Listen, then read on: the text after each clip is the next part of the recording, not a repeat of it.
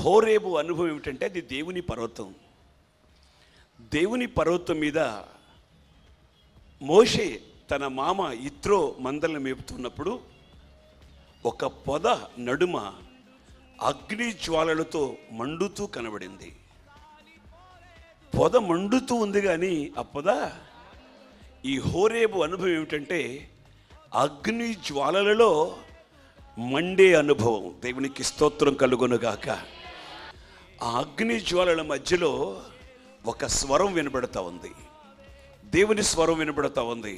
అదేమిటంటే ఇది పరిశుద్ధ స్థలం. హోరేబు అనుభవం ఏమిటంటే, హోరేబు అనుభవంలో మనం నేర్చుకోవాల్సింది ఏమిటంటే పరిశుద్ధత. పరిశుద్ధత.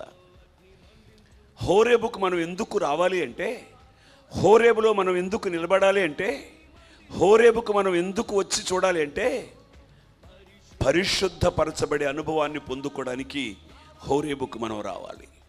ఈ హోరేబు అనుభవం మనకు నేర్పించే ఒక ఉన్నతమైనటువంటి సత్యం, అనుభవం ఏమిటంటే పరిశుద్ధత. పరిశుద్ధత.